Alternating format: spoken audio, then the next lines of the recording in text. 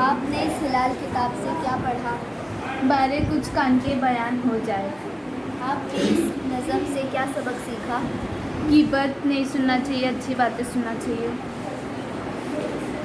آپ پوچھو۔ اور آپ نے اس ہلال کتاب سے کون سی کہانی پڑھی؟ میں نے اس ہلال کتاب سے 8واں بیٹا کہانی پڑھی۔ اس کہانی کا اہم کردار کون سا ہے؟ اس کہانی کا اہم کردار ٹینڈے ہے۔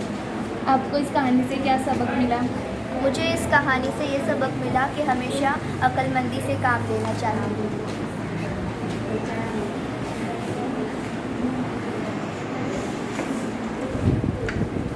آپ نے اس ہلال کتاب سے کون سی کہانی پڑھی؟ غرور کا سر نیچا۔ آپ کو اس کتاب سے کیا کردار ملا؟ میں نے اس میں سے یہ سبق سیکھا کہ غرور اور گھمنڈ نہیں کرنی چاہیے۔ آپ نے اس ہلال کتاب سے کیا سیکھا؟ میں نے یہ سبق سیکھا کہ دوسروں کی مدد کریں گے تو اللہ ہماری مدد کرے گا۔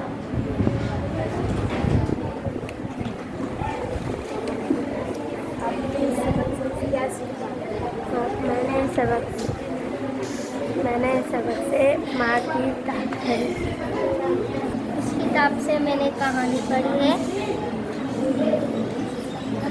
اس کتاب سے میں نے یہ کہانی پڑھی ہے کہ جھگڑے کا نقصان کہتا ہے کہ دو آدمیوں کے جھگڑے میں تیسرے کا فائدہ ہوتا ہے۔ میں نے یہ کتاب سے 2 خرگوش کی کہانی پڑھی۔ میں نے اس کتاب کے کھیتی کی پڑھی ہے۔ کتاب سے اچھا کتنا پڑھا؟ میں نے کم کم پانی پڑھا۔ اس میں سے کون سی اچھی کہانی لگی؟ اس میں سے میں نے یہ سبق سیکھا کہ اپنے دکھاؤ بچوں ہمیں بھی چاہے کہ اپنے بھائی بہنوں سے محبت کرے، ان کے دکھ درد میں شریک ہو، انہیں۔ السلام علیکم۔ آپ کو اس کتاب میں کون سی کہانی اچھی لگی؟ موٹے نے کاہلی سے کوا کی۔ آپ کو کون سی کتاب اچھی لگی؟ مجھے یہ لگی ایک تھی چوچو۔ اس میں مجھے یہ سبق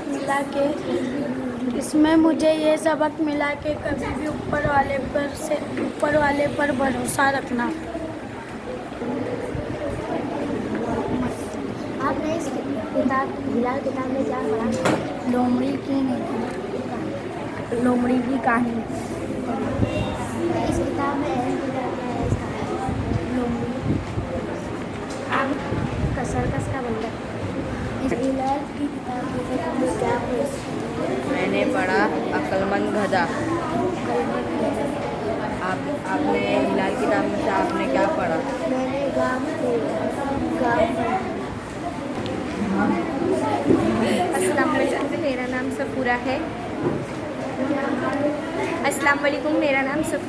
میں کامارو اردو اسکول نمبر 1 میں پڑھتی ہوں۔ میں نے یہ ہلال کتاب سے اچھی کہانی کام چور گلہری پڑھی۔ کام چور گلہری میری کہانی کا نام ہے۔ اس کہانی سے یہ سبق ملتا ہے کہ کبھی بھی اپنا کام دوسروں پر نہیں ڈالنا چاہیے اور دوسروں کا کام خود ہی کرنا چاہیے، اور اپنے کام سے ہم کبھی بھی کچھ نہ کچھ سیکھنا چاہیے۔